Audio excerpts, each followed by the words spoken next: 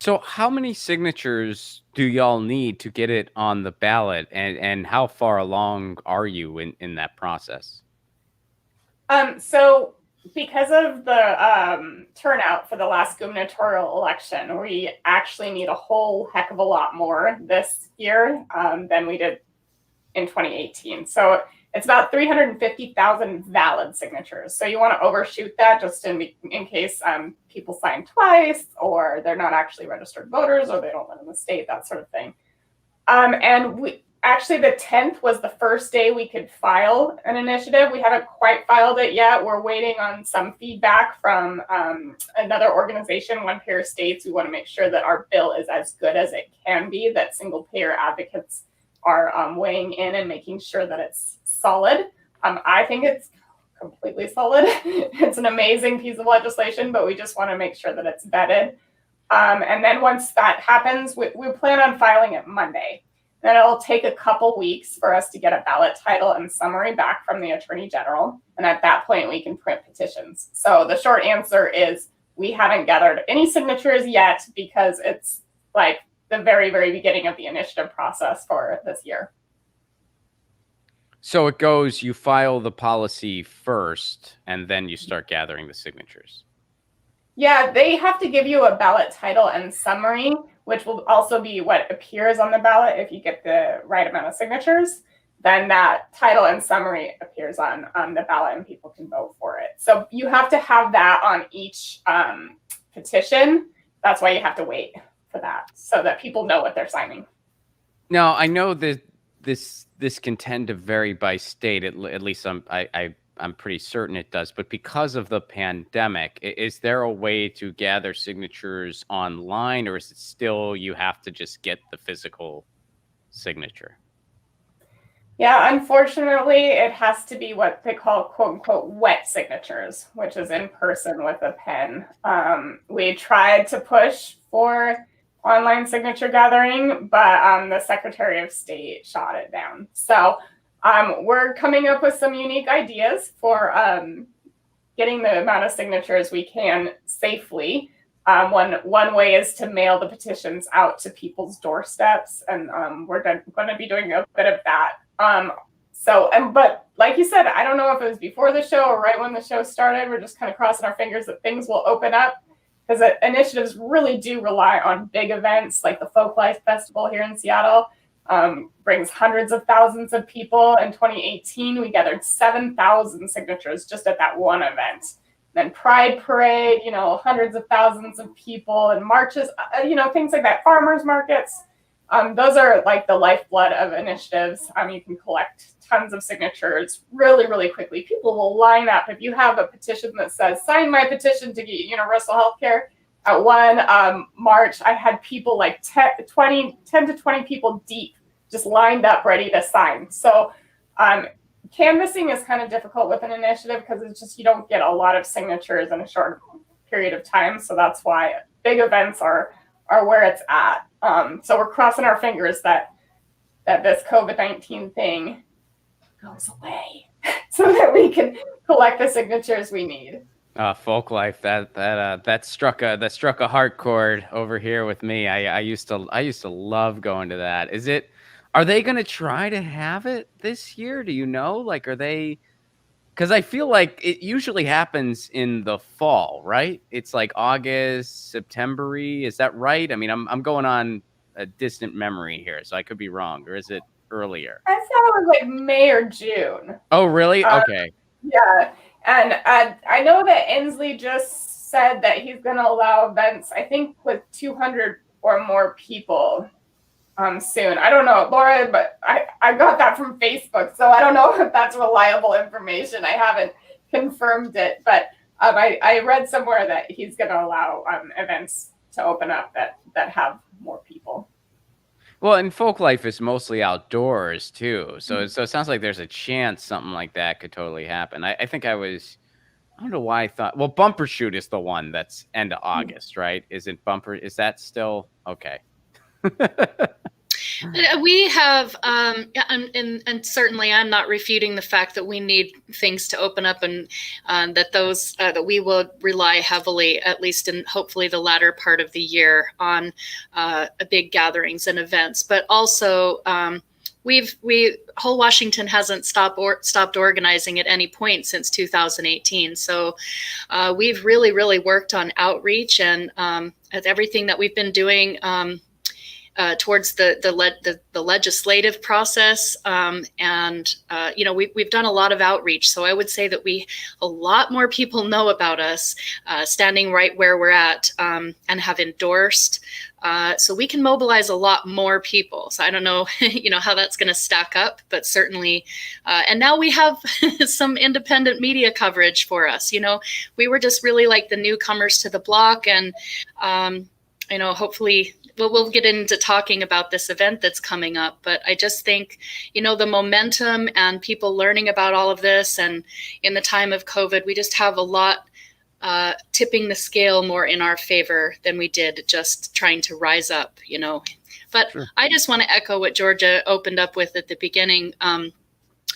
I also find it really difficult to understand when people are not friendly to the ballot initiative process. I was completely new to organizing when a nurse introduced me to Whole Washington. And so it's only been through Whole Washington that I've learned about organizing and coalition building.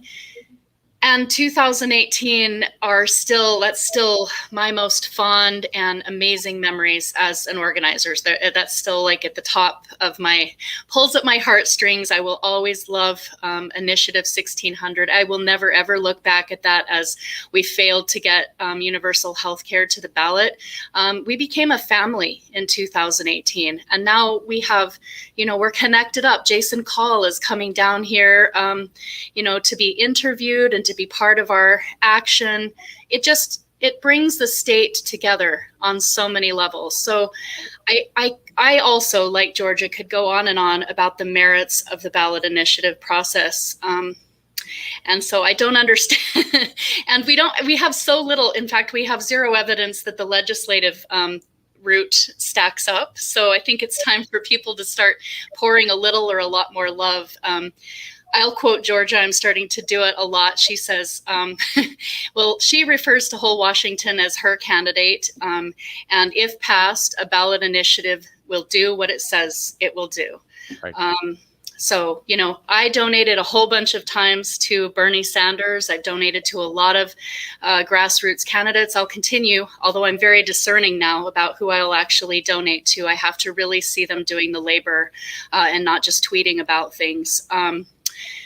But I ask people, if you donated to Bernie Sanders, hoping that, electing the most progressive president would hopefully yield the results of Medicare for all.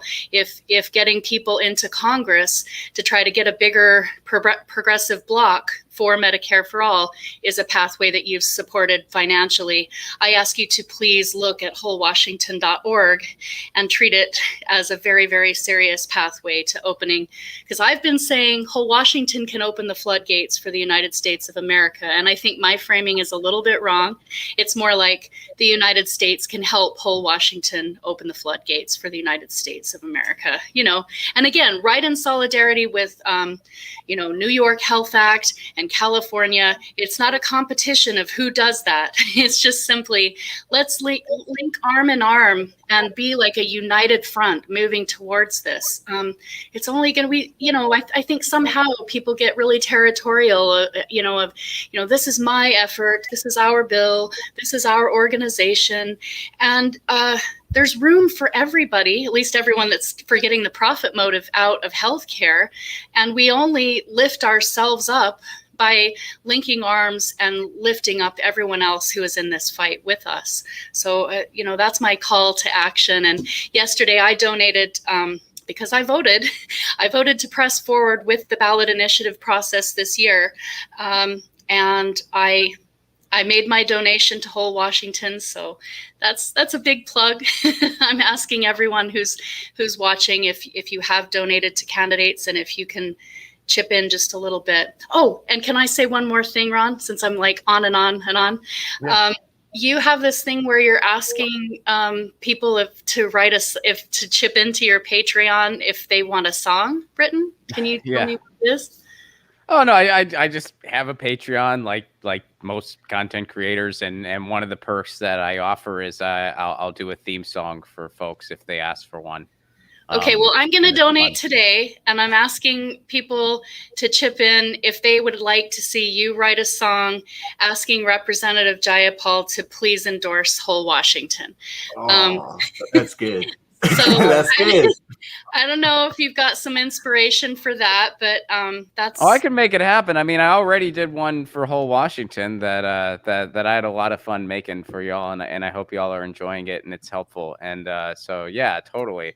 So maybe all the whole Washington folks that are watching here, that's a toss-up. Donate to Whole Washington today, or donate $1 to Whole Washington, and then also let's. I'd really like to. We're going to do the work either way, whether we get Representative Jayapal's endorsement or not.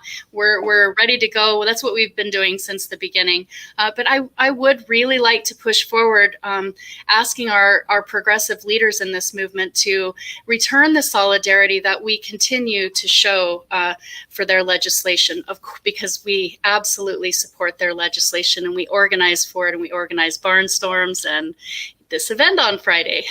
So yeah, and we're going to get into the event right now. I think that's a perfect transition to start talking about the event specifically. But I mean, I really echo a lot of what you just said, and I've said similar things. When you give to a cause or an organization or an initiative, you know exactly where your money and efforts are going. When you give to a candidate, well, they might decide to quit at a random time, and then that's it. And so I'm a lot like you. I mean, I don't. Most of my efforts as far as organizing go, they go to causes, they don't go to candidates. And even what I can give financially, they go to causes. And the only exception to that is at the local level. I mean, there's a couple folks running for city council that I will definitely be giving to financially, and then trying to give some time to as well. But outside of that, it's like, no, I'm causes, not candidates. I just think, and it just feels better. You just feel better. I mean, when you see what groups like Whole Washington are doing, you're just like, yeah, let's. This is a fight I'm on board with. This is a fight I want to see. I want to see a victory in. Get your news on with Ron. Don't you want to know what's going on? We're getting our news on today. Get your news on with Ron. Don't you want to know what's going on? We're getting our news on today. You can tweet me an article at Ron Placone. We'll go through it together and